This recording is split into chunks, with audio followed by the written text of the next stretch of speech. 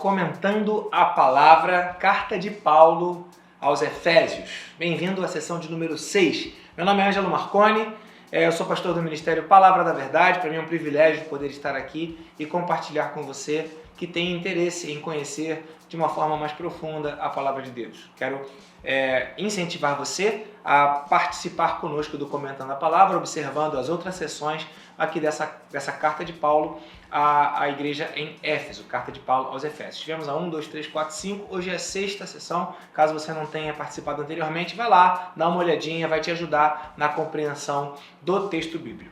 A partir de agora, a partir dessa sessão, nós vamos falar basicamente de alguns capítulos, alguns versículos dentro do esboço que foi proposto anteriormente, e a gente vai então apresentar alguns comentários do texto bíblico, ao qual você já teve um acesso de como era a questão política, a questão religiosa, o que acontecia ali na cidade de Éfeso, como foi a vida de Saulo, Paulo antes, e o que antecedeu ao movimento da escrita dessa carta, a fundação da igreja, e agora pronto, Paulo escreveu, e eu quero ler com você do capítulo 1, verso 1, até o verso de número 6. Eu vou ler a Bíblia como você tem aí na sua casa. Diz assim: Paulo, apóstolo de Cristo Jesus, pela vontade de Deus, aos santos e fiéis em Cristo Jesus que estão em Éfeso.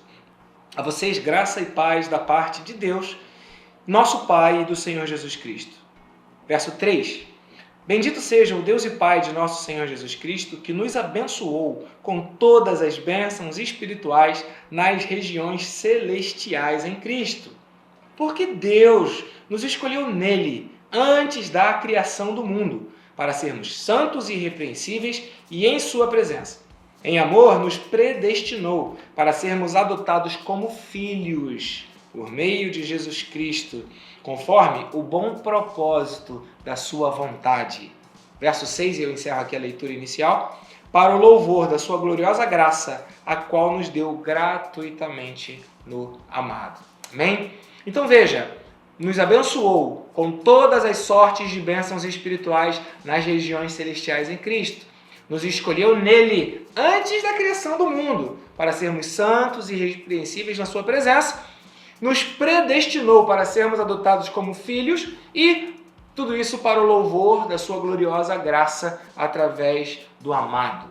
Nos abençoou com todas as bênçãos espirituais nas regiões celestiais em Cristo. Verso 3. Ou seja, ele nos deu uma palavra de aprovação para que nós fôssemos criados conforme ele imaginou que nós deveríamos ser criados. Ele nos deu uma palavra abençoada, ele nos abençoou, concordou pessoalmente. Deus, o Criador, concordou pessoalmente, estava de acordo com a sua vontade. Ele gostou daquela ideia que ele teve. Ele abençoou aquilo que ele pensou, estava plenamente de acordo com o propósito ou motivo para o qual ele, o próprio Deus, nos criou, ou para o próprio motivo o qual nós seríamos criados. E qual foi o motivo para o qual Deus nos criou? Para o louvor da sua glória. Esse texto, então, versículo 3 de Efésios capítulo 1, expressa a vontade de Deus quando ele criou a mim e a você. Ele decidiu nos criar para o louvor da sua glória. Qual é a vontade de Deus? Que eu e você vivamos para o louvor da sua glória. Ele, antes de nos criar, assim como um arquiteto, antes de fazer a sua construção, ele planejou. Então ele ali, o Deus Pai, Filho e Espírito Santo, vamos, na nossa imaginação santa, imaginar como foi? Ele sentou-se e começou a planejar. Ele falou, vou criar o mar, eu vou criar a terra, eu vou criar um luminar, eu vou criar um espaço seco, eu vou criar animais, plantas, mas eu vou criar uma coisa espetacular. Eu vou criar aquele que será a minha imagem, a minha semelhança, e ele será para o louvor da minha glória. O predestino que Deus nos deu foi para que nós fôssemos para o louvor da sua glória. Então, quando o texto fala aqui no versículo 3 que ele nos abençoou, significa dizer que ele falou bem a nosso próprio respeito. Ele pensou, boa ideia que eu tive, é isso aí que eu quero, é exatamente isso que eu tenho, e definiu qual era o propósito das nossas vidas. O propósito fomos criados como filhos, à sua imagem e semelhança, para o louvor da glória de Deus. E aí você começa a ver que quem não vive segundo o propósito para o qual foi criado é como tentar abrir um parafuso duro com uma faca. Vai estragar a ponta. Não é isso que acontece? Nós temos um motivo, uma razão, um propósito para o qual nós fomos criados por Deus, que é para o louvor da sua glória. Se você quer viver bem, se você quer ter uma vida feliz, a solução é você viver para o motivo para o qual você foi criado. Uma ferramenta usada de forma inadequada vai estragar você sendo manipulando a sua vida, movendo a sua vida, levando a sua vida na direção errada, você vai se estragar. Dirige a sua vida para o centro da vontade de Deus, e o centro da vontade de Deus é que você viva para o louvor da glória dele. Foi para isso que você foi criado. Ele abençoou e ele nos deu essa bênção. Fomos criados para o louvor da sua glória. Ele concordou com isso. Muito bem. Então, o que seriam bênçãos espirituais? Nós gostamos de bênção. Você gosta de bênção? Eu gosto de bênção. Você quer ser abençoado? Quando eu pergunto lá na igreja, quem quer ser abençoado? As pessoas levantam até as duas mãos. Não sei se saiu aí da câmera. As duas mãos. Saiu, né? Então, o que é bênção? O que são bênçãos? E o que são bênçãos espirituais? Muito bem, aí a gente recorre ao original da Bíblia, original aqui do que a palavra original que Paulo usou, e em grego Paulo escreveu uma palavra eulogio. Eulogio.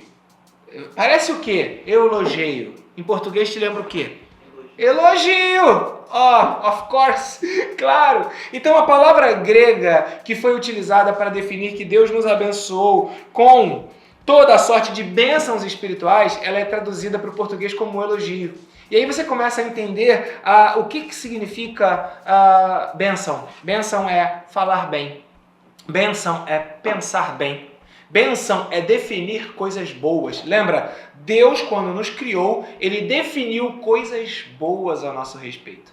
Deus, antes de nos criar, definiu que nós viveríamos coisas boas, viveríamos debaixo da bênção. Por isso ele pensou bem a nosso respeito e falou bem a nosso respeito. Deus nos elogiou para ele mesmo quando ele resolveu nos criar com o predestino que ele estabeleceu para cada um de nós, que é viver para a glória do seu nome. A palavra que Paulo usou foi essa, elogio. Bênção como sinônimo de elogio.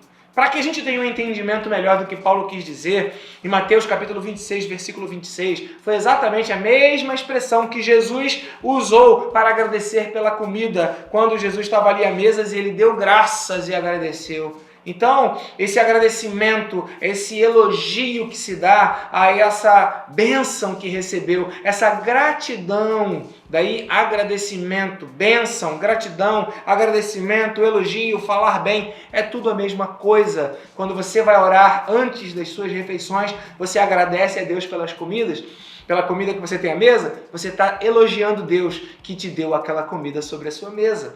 Esse é o sentido da palavra bênção. Então Deus te elogiou para ele mesmo, Deus te abençoou nas regiões espirituais em Cristo Jesus, falou bem a seu próprio respeito. Ainda, para entender o entendimento, a gente pode ver aqui em 1 Pedro, capítulo 3, versículo 9, a mesma palavra usada, diz assim, não retribuam mal com mal, nem insulto com insulto, ao contrário, bendigam. A mesma palavra, eulogio, pois foi para isso que vocês foram chamados, para receberem bênção por herança. Deu para entender? Então, Deus falou bem, pensou bem, e nos criou para sermos pessoas que falam bem, que pensam bem. E aí a gente volta para Éfeso e a gente começa a ver o que Paulo estava querendo dizer. Paulo era um homem muito inteligente, e às vezes para a gente poder entender o sentido bíblico, a gente vai precisar de compreender um pouco melhor o que uma mente inteligente e inspirada pelo Espírito Santo quis nos dizer.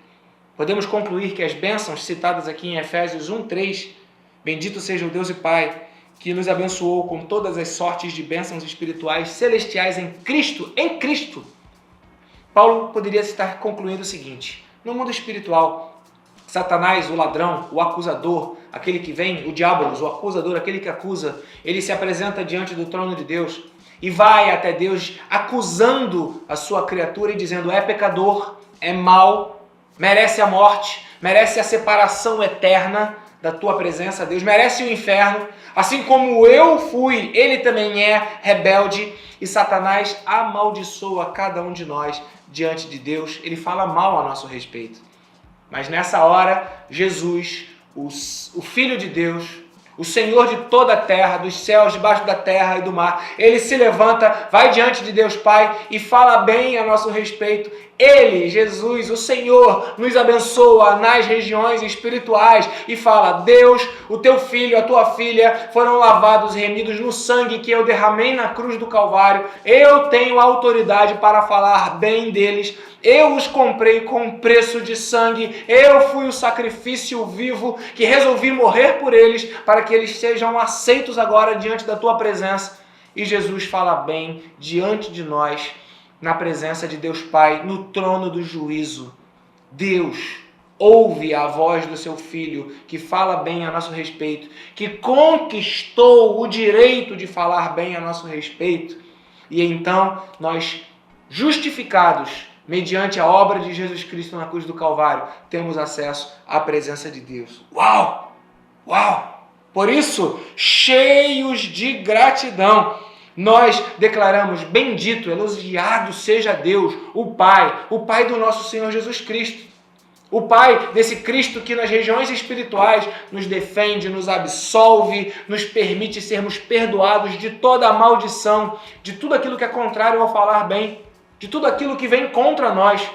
Bendito, elogiado seja o Deus Pai que nos abençoou e que nos redimiu e que já preveu tudo isso antes da criação do mundo e que nós seríamos justificados por causa de Jesus Cristo. O inimigo tentou atrapalhar os planos de Deus que antes da criação nos predestinou para sermos para o louvor da sua glória. Mas o poder de Deus é maior do que qualquer plano do inimigo contra as nossas vidas. Foi assim desde a criação, será assim por toda a eternidade. Por isso, nem morte, nem vida, nem principados, nem poderes do presente, nem poderes do porvir. Está lá em Romanos, né? Capítulo 8. Nada, nem coisa alguma, nem criatura alguma, nada poderá nos separar do amor de Deus que está em Cristo Jesus, o nosso Senhor. Amém? Posso ouvir um amém seu? Aleluia? Deus nos escolheu nele antes da criação do mundo. Então, antes de nos criar, Deus já estabeleceu um propósito para a nossa vida, que era viver para o louvor da sua glória, para elogiarmos a Ele, para sermos o tipo de gente que o tempo inteiro louva ao Senhor, o tempo inteiro engrandece o nome do Senhor, o tempo inteiro diz: o Senhor é bom, o Senhor é maravilhoso, o tempo inteiro vive para a glória de Deus. Nós fomos escolhidos nele, quando o Senhor Deus, em Gênesis capítulo 2, versículo 7, sopra dele, o Espírito dele sobre as nossas vidas, ele sopra o seu Espírito sobre nós, nós nos tornamos alma vivente e o que é dele foi soprado em nós. Então ele nos escolheu antes de nos criar para sermos para o louvor da glória dele, porque uma essência dele foi liberada sobre a vida de cada um de nós. Santidade, exclusividade, separação, sermos irrepreensíveis, santos, perfeitos, exatamente viver para aquilo para o qual fomos criados. Esse foi o propósito de Deus quando nos criou e soprou dele em nós, né? Santos, diferentes, tem essa palavra hagios, ou né, é uma das palavras que é usada, um significado técnico, que significa separados do mundo ou diferentes dos outros. Então, na verdade, eu não sei quem você é, talvez você pense: eu sou crente, sou diferente, e aí os meus amigos da faculdade, da escola, me tratam de forma diferente. É por aí, querido, não tem como você ser santo e ser igual. Quem é santo é diferente. Assume uma identidade de ser diferente. Não entenda nenhum tipo de evangelho que for pregado para você que te faz ser igual, que te faz vencer como, ou a partir das vitórias que o mundo estabelece como vitória. A vitória que Deus tem para a sua vida é uma vitória diferente. O propósito que Deus tem para a sua vida é um propósito diferente. Você foi chamado para ser diferente. Por isso, você foi chamado para ser hagios. Diferente. Tecnicamente diferente. Vivendo uma vida diferente. Irrepreensível. Ok? Então veja. A gente vai ficando por aqui nessa sessão, a gente continua a partir do capítulo 7 na próxima, mas eu quero que você entenda que ser predestinado, ou ter um destino que foi pré-concebido, significa dizer que Deus, antes de criar você e a mim, Ele tinha um plano em mente, que nós vivêssemos para o louvor da sua glória. Antes de soprar sobre nós o seu Espírito e nos tornar alma viventes, feitos à sua imagem e semelhança, Ele já tinha definido que nós seríamos diferentes de tudo. Diferente dos animais, diferente das árvores, diferente da água, diferente de todas as outras coisas que revelam a manifestação da glória de Deus. Os céus, os seres criados, revelam a glória de Deus. O firmamento anuncia a obra das suas mãos. Mas você, filho de Deus, filha de Deus, feito à imagem e semelhança de Deus, você de fato foi criado para ser diferente de tudo isso. Diferente de qualquer outra coisa. Porque você é a expressão exata daquilo que Deus quer revelar através de nós. Expressão exata daquilo que Deus quer glorificar-se através das nossas vidas. Não jogue fora a sua vida, não jogue fora o privilégio que Deus te deu de glorificar a Ele. Não jogue fora quem você é. Você é precioso demais, demais. Que Deus abençoe você. Obrigado por ter ficado até aqui. Daqui a pouco, na próxima sessão, a gente continua, né? Sessão 7. Continuamos agora a partir do versículo 7, aqui ainda em Efésios capítulo 1, no Comentando a Palavra. Que você, obra-prima da criação de Deus, escolhido antes de você nascer, para ser para a glória dEle, possa alinhar a sua vontade com a vontade dEle, o seu desejo com o desejo dEle, o seu sonho com o sonho dEle, viver para a glória dEle. Em nome de Jesus. Fique na paz.